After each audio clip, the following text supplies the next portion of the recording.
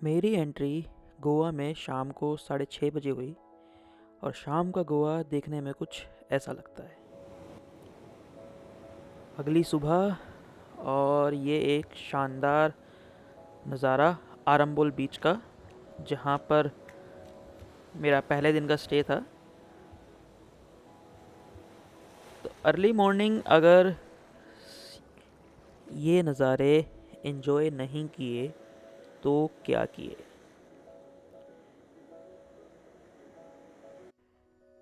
ये मेरा रिज़ॉर्ट जहाँ मैंने स्टे किया था। तो अर्ली मॉर्निंग बीच को एंजॉय करने मैं आ गया था, आरंबोल बीच।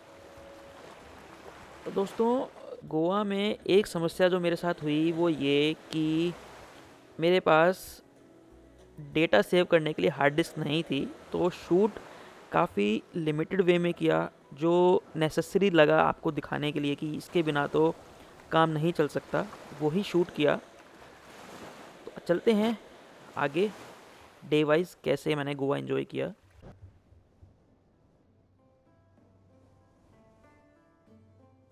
गोवा में पहले दिन की शुरुआत बीच से करने के बाद मैं आ गया अगोड़ा फोर्ट में, जो कि कैंडोलिम में है। अगोड़ा फोर्ट पोर्टुगीज़ आर्किटेक्चर का एक बेहतरीन नमूना है। यह किला सन 1609 में पुर्तगालियों ने डच और मराठाओं से अपनी सुरक्षा के लिए बनाया था। अगोड़ा का मीनिंग पोर्टुगीज़ लैंग्वेज में होता है फ्रेश वाटर, मतलब साफ़ मीठा पानी। तो मेन जो सिग्निफिकेंट इस किले का है वो यही है कि जो इसका अपर पार्ट है वो किसी टाइम में as a reservoir of fresh water use किया जाता था। यहाँ से सेलर अपने नाव में मीठा पानी भर के आगे अपना रास्ता तय करते थे। अब अगर आप इस फोर्ट में आते हैं तो इस फोर्ट के दो भाग हैं। एक ऊपरी भाग जो आप वीडियो में देख पा रहे हैं, दूसरा भाग इसका निचला भाग है जो कि समुद्र तट से जुड़ा हुआ है। वहाँ मैं नहीं जा पाया था। यहाँ आकर आप अरब सागर का ये मनमोहक नज़ारा देख सकते हैं और भरी दोपहरी में भी जो समुद्र से ठंडी हवाएं हैं उनका अनुभव इस जगह पर आकर आप कर सकते हैं। काफ़ी अनुभव करने लायक जगह है। मैं ये तो नहीं कहूँगा कि यहाँ से कोई ख़ास नज़ारे आपको देखने को मिलेंगे, लेकिन जो एक्सपीरियंस है वो काफ़ी अच्छा मिलेगा आपको। ये फोर्ट एक और चीज़ जिसके लिए फेमस है वो ये कि यहाँ पर दिल चाहता है फिल्म की शूटिंग भी हुई थी। सैलानी आके उस पॉइंट पे भी आके फ़ोटो खिंचवाते हैं जहाँ वो दृश्य दर्शाया गया था। ये देखिए एक पूरा व्यू।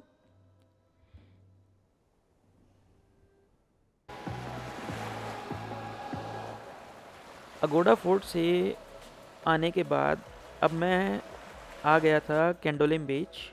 नॉर्थ गोवा के काफ़ी फेमस बीचेस में से ये एक बीच है। अगर भीड़ के मामले में देखा जाए तो इस बीच पर काफ़ी मात्रा में पर्यटक थे एज़ कंपेयर करें अगर हम आरंबोल बीच से। आरंबोल बीच नॉर्थ गोवा का काफ़ी शांत, कहूँगा मैं, शांत बीच था। वहाँ इतने पर्यटक नहीं थे। और कैंडोलिम बीच के ही बगल में थोड़ा सा ही दूर ये बागा बीच, जो कि मेनली फेमस है नाइट के लिए, नाइट पार्टीज़ के लिए। मेरा इस वीडियो को लेके आपको एक सजेशन ये है कि फॉर बेस्ट एक्सपीरियंसेस आप इस वीडियो को ईयरफोन लगा के देखें। तो आप इसका मज़ा दुगना उठा पाएंगे। फर्स्ट डे नॉर्थ गोवा को एक्सप्लोर करने के बाद मैंने अपना सेकंड डे बुक किया वाटर स्पोर्ट्स के लिए। तो आगे की क्लिप पूरी वाटर स्पोर्ट्स के ऊपर है। अर्ली मॉर्निंग कैंडोलिम बीच के पास एक पिकअप पॉइंट है जहाँ से सारी बोट्स जो भी वाटर स्पोर्ट्स कराती हैं वहाँ से आप असेंबल होके आगे ग्रैंड आइलैंड की तरफ जाते हैं जहाँ पे वाटर स्पोर्ट्स मैक्सिमम होते हैं। और ये आपका एक बेहतरीन नज़ारा सीगल्स। अगर आप भी ऐसी जगहों पर आते हैं और ये वन्य पक्षियों जीव जंतुओं को खाना खिलाते हैं तो एक चीज़ का ध्यान ये रखिए कि खाना खिलाइए अच्छी बात है, लेकिन प्रकृति की नेचर की रिस्पेक्ट भी उतनी ही कीजिए। जो भी अनऑर्गेनिक सामान है, वेस्ट है, उसको ना तो पक्षियों को जानवरों को डालिए और ना ही वो समुद्र में आप डंप कीजिए। उसको अपने बैकपैक या फिर जो डस्टबिन प्रोवाइडेड है बोट पर उस पर ही आप डालिए। तो एक जो संतुलन है वो बना रहता है। अभी हम जा रहे हैं स्कूबा डाइविंग के लिए, जो सबसे पहला वाटर स्पोर्ट होने वाला है वो स्कूबा डाइविंग है। आप एंजॉय कीजिए वर्चुअली ये नज़ारे मेरे साथ।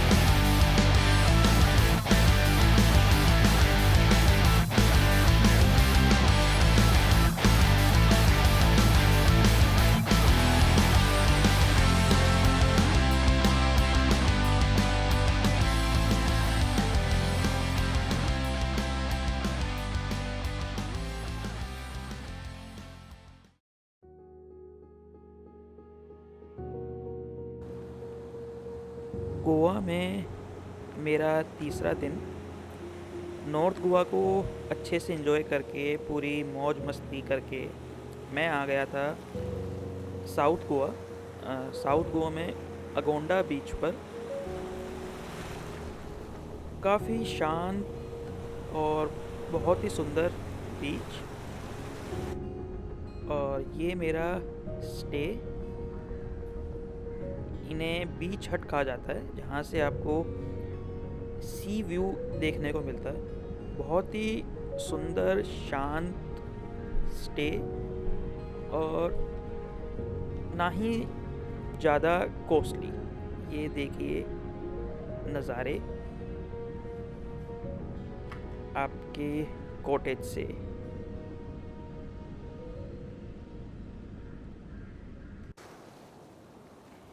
अब वक्त था बीच को थोड़ा एक्सप्लोर करने का। ये बीच जो आपके साउथ गोवा के बीच हैं, नॉर्थ गोवा के बीच के मुकाबले स्ट्रेच में काफ़ी लंबे हैं और क्राउड भी काफ़ी ज़्यादा कम। इतनी कम कि अगर आप देख पा रहे हैं तो मेरे अलावा इस जगह पर कोई और दूसरा पर्सन, कोई टूरिस्ट नहीं है। मैं पर्सनली शांत जगहों को ज़्यादा एंजॉय कर पाता हूँ बजाय कि क्राउडेड प्लेस को। इसीलिए मुझे personally south Goa north Goa से ज़्यादा अच्छा लगा।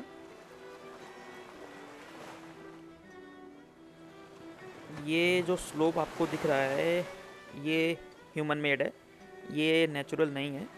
ये लोकल से पूछा मैंने तो मुझे पता चला था किसी टाइम में बोट्स को जो मछुआरे हैं वो यहाँ यूज़ करते थे बोट्स को चढ़ाने या उतारने के लिए समुद्र में।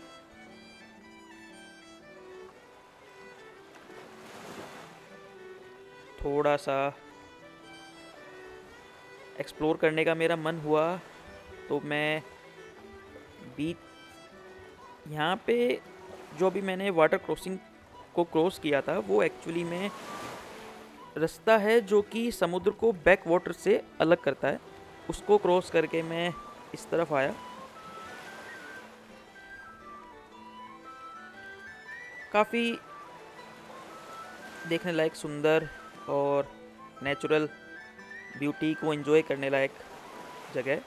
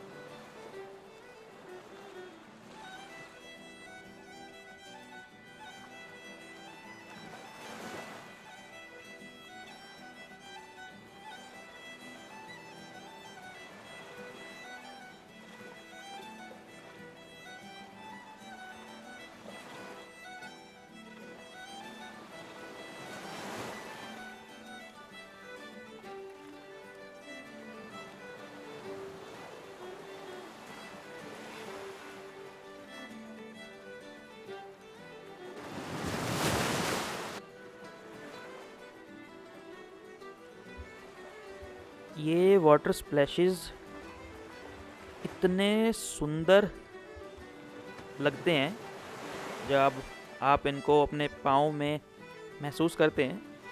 बस अपना बैलेंस मत खोइए इन पत्थरों पर, क्योंकि ये समय के साथ काफ़ी ज़्यादा चिकने हो चुके होते हैं, तो इन पर चलना थोड़ा सा तो मुश्किल है। मुश्किल तो नहीं, बस आप बैलेंस बना के रखिए और सावधानी बरतिए। यहाँ मुझे एक काफ़ी बड़ा क्रैब देखने को मिला था दूर से। देखिए, अगर आप देख पा रहे हैं तो ये अंदर यहाँ ये क्रैब है। मैं टच तो नहीं करूँगा क्योंकि मेरा पर्सनली मानना है। बाकी सभी जीव जंतुओं को भी उतनी ही रिस्पेक्ट दीजिए जितनी रिस्पेक्ट आप बाकी सबसे चाहते हैं। उनकी भी प्राइवेसी का ध्यान रखिए। अब टाइम था कुछ अलग करने का, और मैंने चूज़ किया कायाकिंग, वो भी अकेले। फर्स्ट टाइम, मैं फर्स्ट टाइम कर रहा हूँ और बिल्कुल अकेले। साउथ गोवा की सबसे अच्छी बात ही मुझे ये लगी कि कोई जल्दबाजी नहीं, किसी तरह की भाग दौड़ नहीं, हर चीज़ शांत तरीके से पूरा एंजॉय करने को समय ही समय। मेरे साथ आप भी शांत से बैक वाटर को एंजॉय कीजिए और प्राकृतिक सौंदर्य का आनंद उठाइए। यहाँ पर आपको मैंग्रोव्स के जंगल के साथ साथ नारियल के पेड़, और अगर किस्मत अच्छी हुई हमारी तो काफ़ी सुंदर पक्षी भी देखने को मिल सकते हैं, जैसा कि ये कायाकिंग वाले भैया ने मुझे बताया कि यहाँ पर थोड़ा अंदर हम जाएंगे तो बर्ड्स भी देखने को मिलेंगे। तो देखते हैं हमें क्या देखने को मिलता है।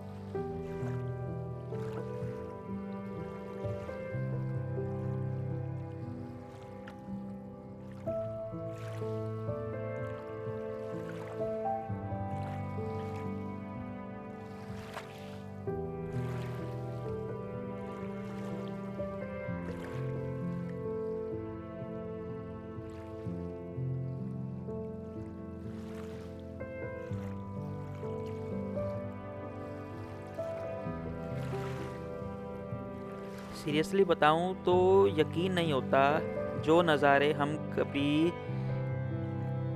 डिस्कवरी नेशनल ज्योग्राफी में देखने को मिलता था मुझे, वो मैं पर्सनली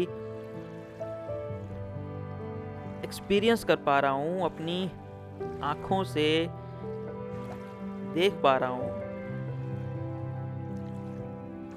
ईश्वर ने ये मुझे सौभाग्य दिया इन चीज़ों को इतने करीब से एंजॉय करने का, निहारने का। तो मेरे साथ वर्चुअली ही सही आप भी एंजॉय कीजिए इन नज़ारों को। ये मैंग्रोव्स तो अगर आपको नहीं पता है तो मैं बता दूं कि ये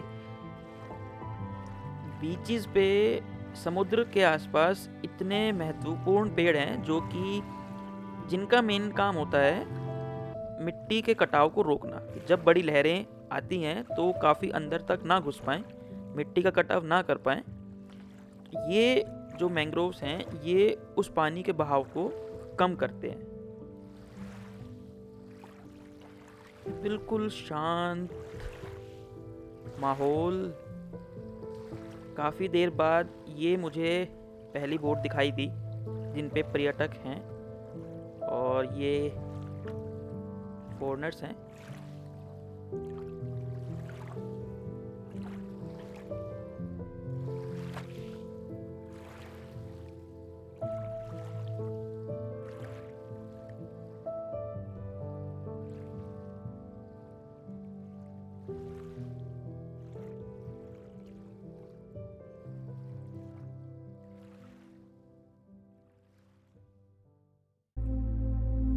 ये अगोंडा बीच की इवनिंग बहुत ही खूबसूरत। इसी के साथ मैं मिलता हूँ आपसे फिर किसी एक नए एडवेंचर पे। तब तक के लिए टेक केयर, बाय, और अपना प्यार ऐसे ही बनाए रखिए। Thank you.